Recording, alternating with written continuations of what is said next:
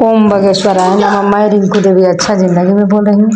देखिए 2025 में आपको सितंबर में परिवर्तनीय एकादशी व्रत कब शुरू हो रहा है, कब समाप्त हो रहा है, ये सब मैं आपको बता दे रही हूँ।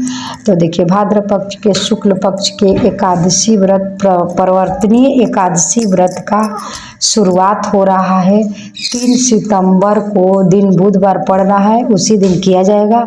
3 सितंबर एकादशी का सुबह शुरुआत हो रहा है, 3:54 में शुरुआत हो रहा है।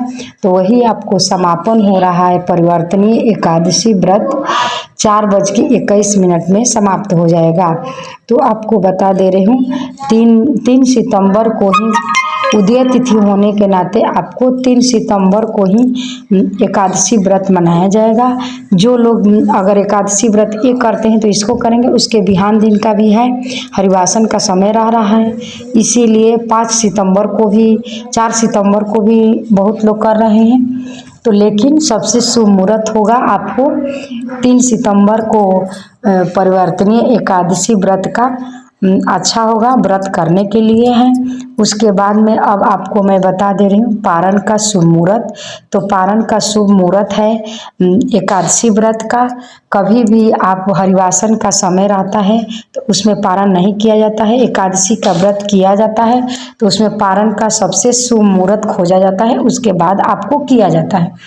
इसमें पारण शुभ मुहूर्त में नहीं करेंगे तो पूरे एकादशी व्रत आपको खंडित माना जाएगा, पूरे फल नहीं मिलेगा, विष्णु भगवान का कृपा नहीं मिलता है, इसीलिए पारण का सबसे शुभ मुहूर्त जाना जाता है। तो आपको पारण का शुभ मुहूर्त बता दे रही हूँ। हरिवासन का समय खत्म हो रहा है तो 10:32 में खत्म हो जाएगा। तो 10:32 से लेकर के आपको सुबह 4 सितंबर को सुबह 10:32 से लेकर के 10:50 के समय में आपको उसके बीच में आपको पारण व्रत खोल लेना चाहिए, शुभ मुहूर्त कर लेना चाहिए। उससे नहीं हो सके तो आपको क्या करना चाहिए कि उसके बाद में एक ठो और समय है 1:36 से लेकर 4:07 के समय में आप उसमें भी हरिवासन का समय खत्म होता है, उसमें भी पारण का शुभ मुहूर्त आप कर सकते हैं और व्रत खोल सकते हैं। व्रत खोलने का विधि आपका है कि विष्णु भगवान के चरणामृत से लेकर के उसके बाद तुलसी जल लगा करके उसके बाद चावल का आप खा करके उसके बाद व्रत को खोलना चाहिए। इसमें ऐसे नियम है, करना चाहिए। परिवर्तनीय एकादशी व्रत में माना गया है कि विष्णु भगवान उसी दिन अपना करवट फेरते हैं और जसोदा मैया विष्णु भगवान का उस दिन बलराम का और उसके बाद वामन रूप का भी अवतार हुआ था, उस दिन पूजन अर्चन की थी। तो इसीलिए कभी भी अभी तो चतुर्मास का समय चल रहा है तो विष्णु भगवान शयन निद्रा में पड़े हैं और शयन निद्रा में सोए पड़े हैं।